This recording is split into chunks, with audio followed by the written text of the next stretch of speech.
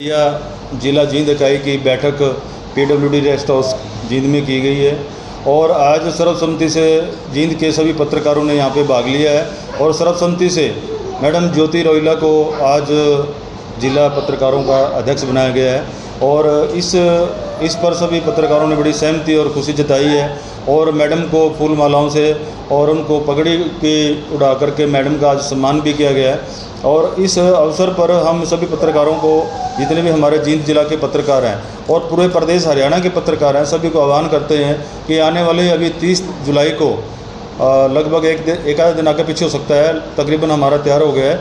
30 जुलाई को हम करनाल में एक स्टेट लेवल का अधिवेशन करने जा रहे हैं, जिसमें हमारे राष्ट्रीय स्तर के जो राष्ट्रीय प्रधान हैं श्रीमान संदीप काले जी और उनके साथी टीम में जो हैं वो आएंगे और हमें मार्गदर्शन करेंगे।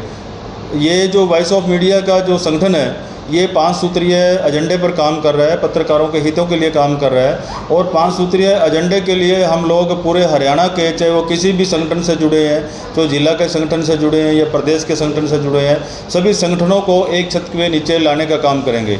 हमारे अधिवेशन में उसमें मुख्य अतिथि जो हैं माननीय मुख्यमंत्री हरियाणा और भी जो केंद्रीय मंत्री हैं वो भी इसमें हम शामिल कर रहे हैं, ताकि हम पत्रकारों के हित के लिए सरकार से अनुरोध करें कि पत्रकार एक चौथा स्तंभ है। कहने में हम चौथा स्तंभ है, लेकिन हमारी जो मूलभूत समस्याएं हैं उस पर भी कम से कम सरकार ध्यान दें, ताकि पत्रकार निर्भीक होकर के एक बिल्कुल खुले दिल से एक बिल्कुल निष्पक्ष रूप से काम करें। आज हम देख रहे हैं कि पत्रकारों के हितों को दबाया जा रहा है। आज हरियाणा एक ऐसा प्रदेश है मात्र आज़ादी से लेकर के अब तक जिसमें कि 67% पत्रकारों के एक्रीडेशन रोक लिए गए हैं। हम सरकार से ये जताना चाहते हैं कि पत्रकारों को आप एक हल्के में न लें। पत्रकार की कलम जब चलती है तो रंग से राजा, राजा से रंग बनाने का भी काम करती है। जो जनता और सरकार का और सरकार से जनता के बीच में लाइजन का काम करता है वह है मीडिया।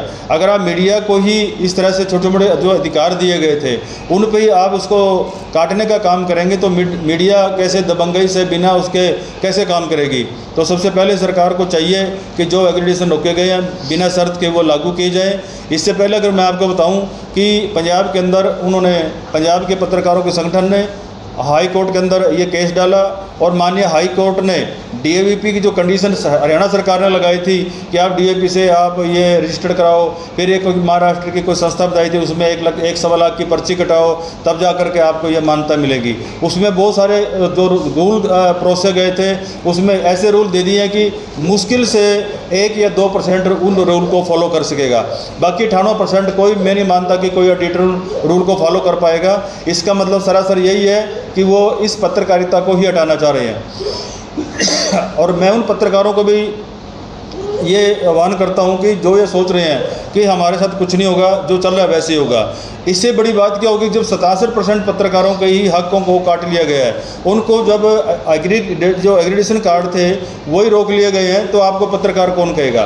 पत्रकारिता के लिए हमने सरकार से मांग करी है कि बेशर्त जिस तरह से पंजाब हाई कोर्ट के द्वारा ये डिसीजन दिया गया है कि पत्रकारों को कोई डीएपी या किसी की भी कंडीशन में न लाएं, एग्रीडेशन को तुरंत वो 1 हफ्ते के अंदर उनको जारी किए जाएं, तो पंजाब के सभी पत्रकारों को ये आदेश माननीय हाई कोर्ट ने दे दिया गया है। यदि सरकार, हमारी हरियाणा सरकार, वैसे तो माननीय मुख्यमंत्री नायब सिंह सैनी ने हमारे को कई बहुत सारे संगठन अलग अलग प्लेटफार्म से मुख्यमंत्री जी के पास गए थे कि ये शर्त हटाई जाए, ये बिल्कुल बेइंसाफ़ी बात है पत्रकारों के लिए।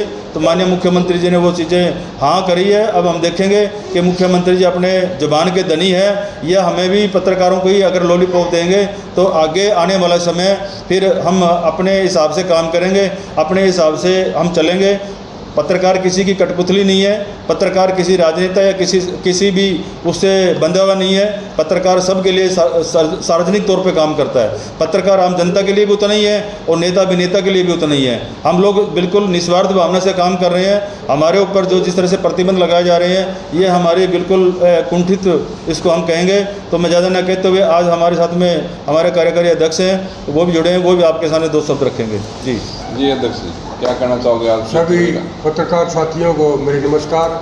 आज जींद के अंदर जहां ज्योति रोहिला ने जो आज आयोजन किया है इस पत्रकार सम्मेलन का, तो ये एक सफल आयोजन था जिसमें करीब 20 पत्रकारों ने भाग लिया और बहुत ही सौहार्दपूर्ण तरीके से यहाँ खुलकर बातचीत हुई। तो मैं आपका जींद के पत्रकारों की तरफ से बहुत ही समझता हूँ कि उनका आभार व्यक्त करता हूँ।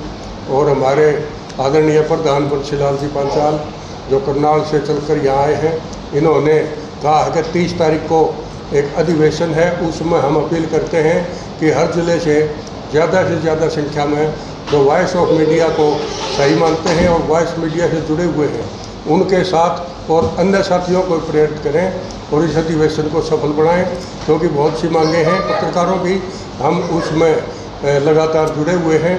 और एक बात जो प्रधान जी से छूट गई थी, प्रेस काउंसिल ऑफ इंडिया ने पंजाब की एक एप्लीकेशन पर फैसला दिया है जिसमें DAVP की शर्त को हटा दिया गया है। हम यहाँ एक्रेडिटेशन कार्ड बोलते हैं, पंजाब में इनको पीले कार्ड बोला जाता है, तो वहाँ पंजाब के वो कार्ड बहाल हो चुके हैं। इसी तरह हमें नहीं लगता कि हरियाणा सरकार अगर नहीं मान रही कि तो प्रेस काउंसिल में जाने के लिए हमारा रास्ता भी खुला है। हम कोशिश करेंगे सरकार यही हमारी बात मान ले, नहीं तो हम प्रेस काउंसिल में भी जाएंगे और उसके बाद भी अगर बात नहीं बनी तो फिर हमारा हाईकोर्ट भी जिंदाबाद है। हम आखिरी तक भी पूरी कोशिश करेंगे कि हमारे साथियों की लड़ाई हम लड़ें। सबका बहुत बहुत धन्यवाद। जी ज्योति जी, आज आपको बड़ा पद दिया गया है, जींद का वॉइस ऑफ मीडिया का प्रधान बनाया गया है, इसको किस तरह देखती हैं? सबसे पहले तो मेरा आप सभी पत्रकार साथियों को नमस्कार। और प्रदेश अध्यक्ष बंशीलाल पंचाल जी, हमारे चैन साहब और जगजीत जी और पूरा जिला जींद के पत्रकार साथियों का मैं वॉइस ऑफ मीडिया की तरफ से आज के इस कार्यक्रम, सफल कार्यक्रम का सभी का मैं धन्यवाद करती हूँ। और जो मुझे संगठन ने जिम्मेदारी दी है, वॉइस ऑफ मीडिया संगठन ने मुझे जो जिम्मेदारी दी है, इसको मैं पूरी ईमानदारी के साथ और पूरा अपना समय, ज़्यादा से ज़्यादा समय देकर संगठन को मैं मजबूत करूँगी, ऐसा मैं विश्वास दिलाती हूँ। मेरे लायक जो भी जिस तरह की भी ये इन्होंने ग्राउंड बनाया है कि भाई आपका ये काम है, जो भी जहाँ भी मेरी ज़रूरत होगी स्टेट लेवल पे या राष्ट्रीय लेवल पे,